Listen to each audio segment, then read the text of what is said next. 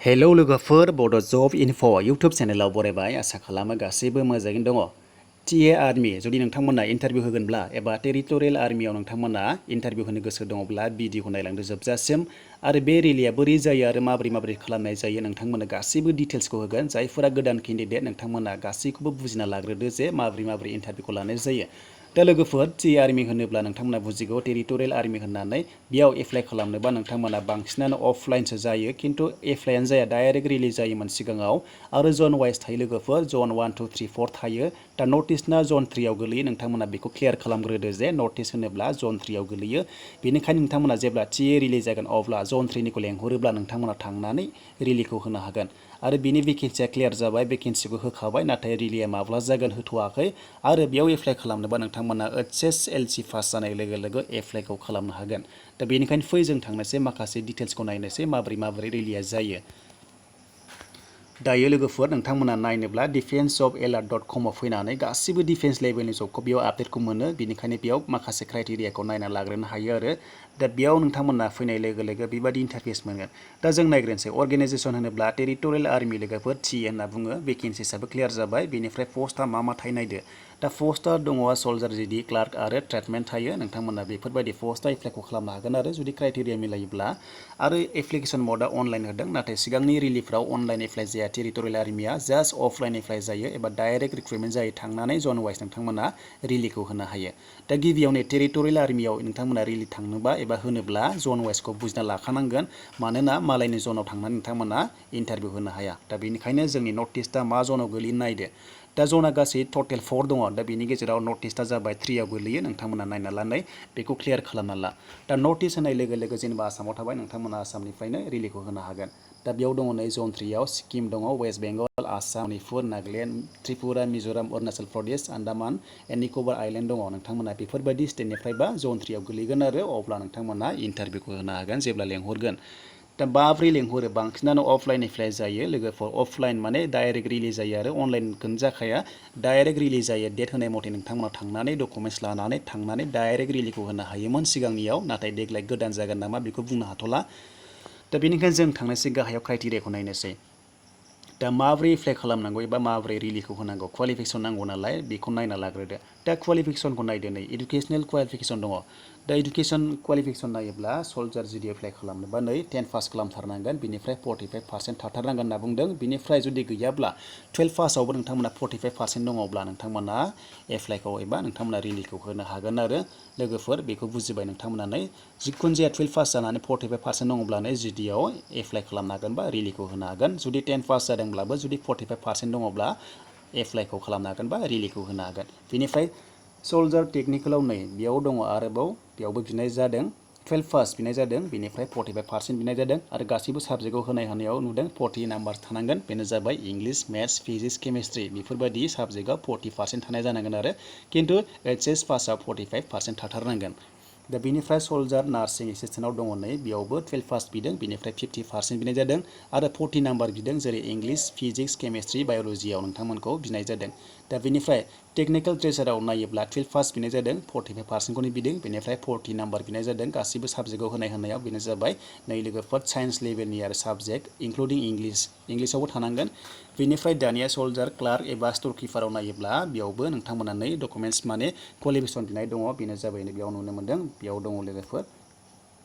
दा बेयाव दङ 10 and 12 पास 60% मार्क्स बिनाय दङ लोगोफोर आरो 45% नाम्बार थानांगोन इंलिसाव मेथ्सआव लोगोफोर दङब्ला एप्लाइ खालामनो हागोन बेनिफ्राय ट्रेड्समेनाव एप्लाइ खालामनोबा बेयाव बुंनाय दङ नै बायदि पस्ट थायो आरो बेयावबो बिनिफ्राय बुंदों जे 10 पास खालामनांगोन लोगोसे 45% मार्क्स थानाय जानांगोन एबा 12 पास खालामनाय जानांगोन आरो 45% मार्क्स थानाय जानांगोन होनना बुंदों लोगोफोर दानिया नायदो नेक्स्टआव दा हाउ टु एप्लाइआव दा अनलाइन एप्लाइ जाफेराखैमोन सिगाङाव जन वाइस एप्लाइ जायाखैमोन जास्ट डाइरेक्ट रिलिज जायोमोन टिएना नाथाय देग्लाय जागोन ना जाया बेखौ मिथिला सोलायनोबो हागौ अनलाइन एप्लाइबो जानो हागौ दा बेनिखायनो अनलाइन एप्लाइ होदों बेयाव नाथाय बेसेबां सैथो दायो मिथिथ'वा नाथाय सिगांनियाव अफलाइन एप्लाइ जादोंमोन डाइरेक्ट अफलाइन माने अफलाइन एप्लाइथ' नंला डाइरेक्ट अफलाइन रिलिज जादोंमोन आरो डाइरेक्ट थांनानै रिलि होनो हादोंमोन दानिया पस्टखौ नायदो भेकेन्सिया फैखाबाय लोगोफोर दा बेनिखायनो जों नैबे जन 1आव नायला जोंना जन 3 नालाय नर्थ इस्टना बेनिखायनो जोङो जन 3 आव थांनोसै दा जन 3 आव फैबाय दा बेयाव माखासे बेटेलियन नेम ओंखारदों नेम अफ पस्टआ जाहैबाय नै बेफोरबायदि दङ माखासे जिडि क्लार्क बेफोरबायदि नुखाबाय नालाय बेनिफ्राय रिलि डेटखौ दायो होआसै दानिया नाम्बार अफ पस्टखौ नायोब्ला बेयाव होनाय दं माखासे दा बेनिफ्राय जों 107 इनफान्ट्रि बेटेलियन टिए जिआर दङना लोगोफोर बेयाव 27 दङ भेकेन्सिया बेनिफ्राय 130 इनफान्ट्रि बेटेलियन दङ राजपुत बेयाव 63 दङ 119 दङ आसाम रेजिमेन्ट 35 दङ बेनिफ्राय 154 दङ बिहार रेजिमेन्ट 130 दङ भेकेन्सि आरो 164 नागा रेजिमेन्ट 48 दङ भेकेन्सिया बेनिफ्राय 165 इनफान्ट्रि बेटेलियन होनना बुंनाय जादों बेनो जाबाय 49 आसाम रेजिमेन्ट जागोन बियो बेनिफ्राय दङ 166 बे जाबाय 97 बेबो आसामनिनो दा बे आसाम होनाय आसामावनो जागोन नोंथांमोना आसामावनो होनो हायो तेजपुर साइडआव जायो रिलिया नोंथांमोना मिथिखागौ जायफ्रा टि आर्मि होखांखाबाय दा लोगोफोर बेफोरबायदि माखासे भेकेन्सिया क्लियार जाखाबाय नाथाय रिलिया माब्ला जागोन दायो जेबो फैथ'वाखै आपडेट होआखै डेटखौ दा बेखौ फैबाय थानाय समाव होगोन जेब्लानाखि कर'नाया सिरि जागोन अब्लानो रिलिखौ खालामगोन कन्डाक्ट खालामगोन दा बेफोरबायदि नोंथांमोना माखासे क्राइटेरियाखौ मिथिना लाग्रोनांगौ आरो जन वाइसखौ नोंथांमोना गोनो गोथो दाजा जे मालायनि जनाव थांनानै रिलिखौ होनो मोना नोंथांमोना केन्सेल जागोन दा बेनिखायनो जन 3आव गोलैयोब्ला नोंथांमोना थांनानै डाइरेक्ट रिलिखौ हैबानो जाबाय बेनिफ्राय मा डकुमेन्ट्स नांगौ नोंथांमोना नायदो नैबेयाव बे इम्परटेन्ट लोगोफोर डकुमेन्ट्सआनो इम्परटेन्ट दा बेयाव डकुमेन्ट्सआ बिनाय दङ नोंथांमोनाथ' क्वालिफिकेसन सार्टिफिकेट लांफाजोबखानांगोन बेनिफ्राय कास्ट सार्टिफिकेट लांनांगोन केरेक्टार सार्टिफिकेट लांनांगोन डमिसाइल लांफाथारनांगोन जायफोरना पिआरसि गैया डमिसाइल लांफाथारनांगोन आरो बे डमिसाइला लोगोफोर कर्टआ इसु खालामो सानसेयावनो मोननाय जायो नोंथांमोना खालामबानो जाबाय कर्टआव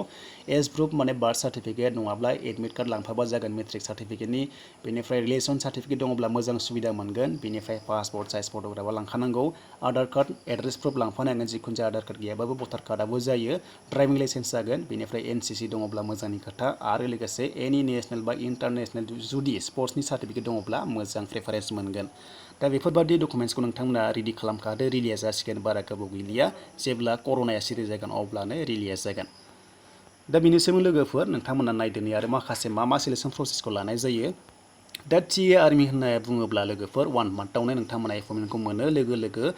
रिलिज जोबनाय लोगो लोगोनो एग्जाम जायो लोगोफोर जोबोर मोजां टि आर्मिया बिराद स्पिड नोंथांमोना मिथिखागौ बेनिफ्राय नै मा खालामनाय जायो इन्टारभिउआव नायदो लोगोफोर फार्स्टआवनो नोंथांमोनखौ पिएमटि बा फिजिकेल मेजारमेन्ट टेस्ट नोंथांमोननि हाइटखौ सुनाय जागोन बेनिफ्राय फिजिकेल इफिसियेन्सि टेस्ट नोंथांमोनखौ रानिं खालामनाय जागोन रिटेन एग्जामिनेसन लानाय जागोन मेडिकेल टेस्ट लानाय जागोन आरो लास्टआव पार्सनेल इन्टारभिउ लानाय जागोन अब्ला नोंथांमोना जोबगोन जायफोरा क्वालिफाइ जायो नोंथांमोना मास मोनसेनि गेजेरावनो एपइन्टमेन्ट मोननाय जायो लोगोफोर जोबोर मोजां खबर टिएना बिराद स्पिड जायो स' बेनिसिम लोगोफोर नोंथांमोना नै आपडेट्स नुगासिनो दङ डिटेल्सखौहाय माने जे माब्ला लागोन बिनि जेबो डिटेल्सखौ होथ'वाखै नाथाय भेकेन्सिखौ क्लियार खालामग्रोबाय जे इसिखिनि भेकेन्सि दं होननानै स' लोगोफोर बेनिसिमोन जायफोरा गोदान केन्डिडेट नोंथांमोना बुजिबाय जानांगौ क्लियार खालामना लाग्रोदो डकुमेन्ट्सफोरखौ रेडि खालामखादो आरो रिलिया जानाय लोगो लोगो थांनानै जइन वाइस थांनानै नोंथांमोना डाइरेक्ट इन्टारभिउ हैबानो जाबाय